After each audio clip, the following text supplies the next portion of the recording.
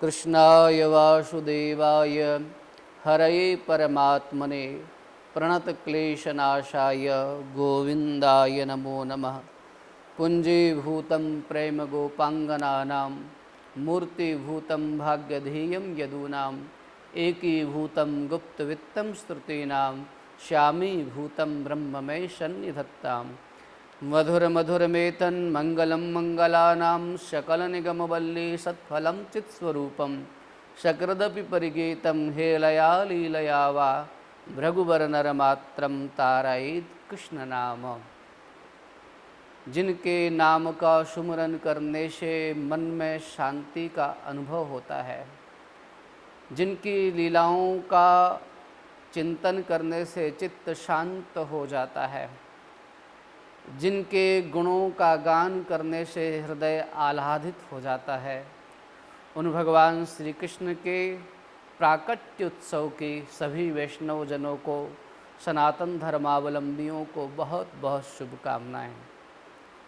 भगवान श्री कृष्ण का अवतार जगत मंगल के लिए है।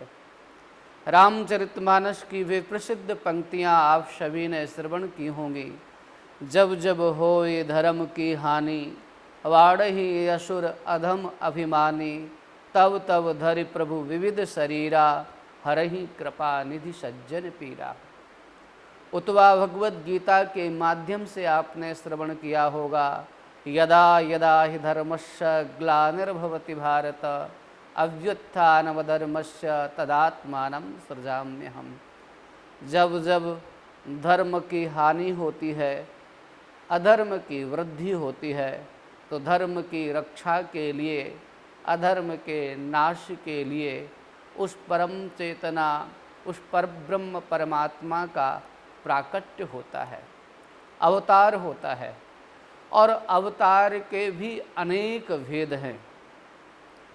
अंशावतार, कलावतार, अर्चावतार, अंशावतार, स्फूर्ति अवतार और पूर्ण अवतार।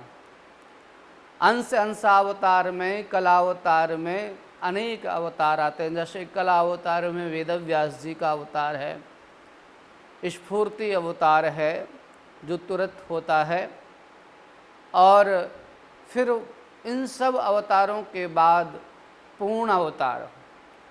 तो पूर्ण अवतार के रूप में श्रीमद् भागवत के अनुसार कहा गया है, एते चांस कला पुंसः कृष्णस्तु भगवान स्वयं। जितने भी अवतार अब तक हुए हैं, उन सभी अवतारों में भगवान श्री कृष्ण का जो अवतार है वो परिपूर्णतम अवतार है, पूर्ण ब्रह्म का अवतार है। वे पूर्ण 16 कलाओं से युक्त हैं। भगवान श्री कृष्ण में सब कुछ परिपूर्ण है। आप भगवान श्री कृष्ण के विग्रह को नारायण देखें तो आनंदित हो जाएंगे, आह्लादित हो जाएंगे। उनके जीवन को देखें तो आनंदित हो जाएंगे। एक दृष्टि आपकी, मैं चाहूँगा श्री कृष्ण के जीवन की ओर जाए। आप सबकी दृष्टि को मैं श्री कृष्ण के जीवन की ओर लगा हुआ देखना चाहता हूँ। भगवान श्री कृष्ण का जन्म हुआ कारागार में, वहाँ से भाग करके आए गोकुल में, गोकुल से वृंदावन में। वृंदावन में भी इतने उत्पात हैं, अघासुर है, बकासुर है, दैनुकासुर है, इतने असुर, एक दिन भी जीवनधन गोविंद को शांति का अनुभव नहीं। तदुपरांत वे कृष्ण कंस का कल्याण करने के लिए मथुरा नगरी में जाते हैं, वहाँ रहते हैं, कंस का उद्धार करते हैं, माता पिता को बंधन से मुक्त करते हैं, और उसके बाद नारायण वे प्रभु वहाँ भी सुख और शांति से नहीं रहते हैं। वहाँ से फिर वे भागते हुए रणछोड़ राय बन करके मथुरा से जाते हैं और द्वारिका की ओर पहुँचते हैं। द्वारिका में भी अनेक उपद्रव हैं। समूल कुल के नाश का शाप लगा। चाहते वो तो कुछ बदल सकते थे, पर नहीं, सृष्टि के सारे नियम उन्हीं के तो बनाए हुए हैं। और जब वे मनुष्य बन करके आए हैं तो उन नियमों का पालन करना उनका भी तो धर्म है। इसलिए सर्वसमर्थ होने के बाद भी, सब कुछ करने में समर्थ होने के बाद भी भगवान ने ऋषियों के श्राप को नहीं बदला। ऋषियों की वाणी झूठी ना हो और मर्तलोक के नियम यथावत चलते रहें, इन सभी बातों का ध्यान रखते हुए श्राप को अंगीकार किया, श्राप को स्वीकार किया।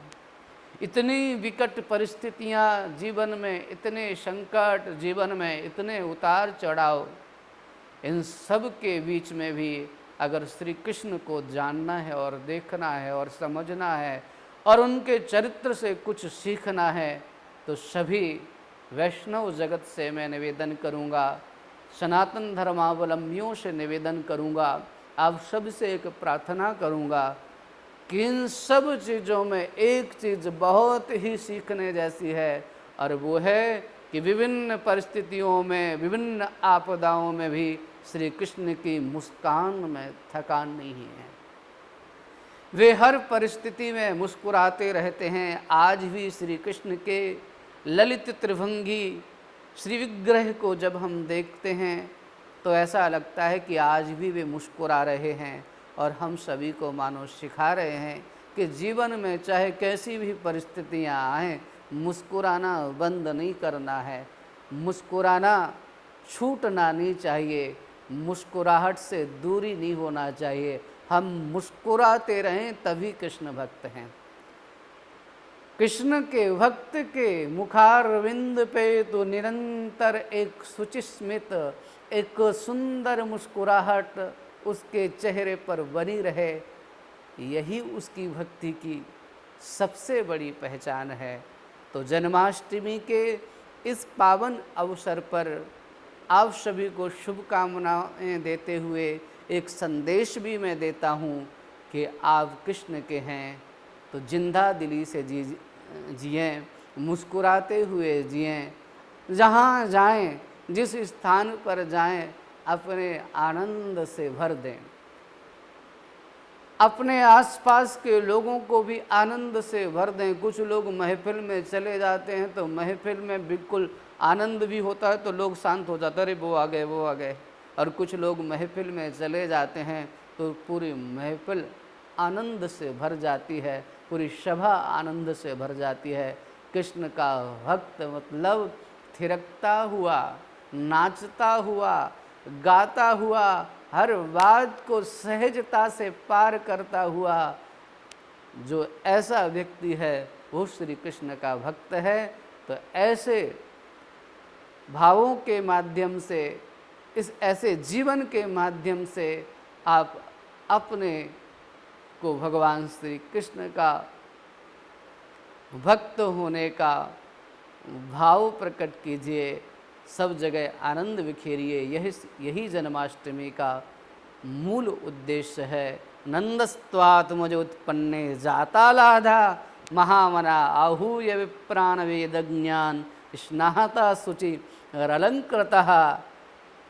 नंदस्त्वात्मज उत्पन्ने जातालाधः, आलाधा जाता, आनंद एव जाता, आलाद हुआ, आनंद हुआ, और आनंद वो ब्रह्म श्री कृष्ण ही तो हैं।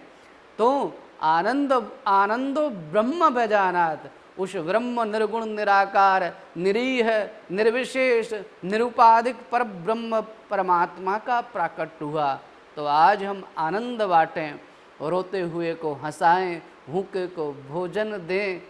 कोई हमारे आसपास आ जाए तो उसको जो उसकी इच्छा हो वो उसको दें। यही जन्माष्टमी मनाने का सर्वश्रेष्ठ साधन है।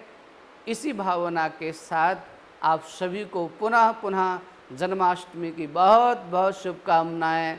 बधाई हो, बधाई हो। जय श्री कृष्ण, जय श्री राधे।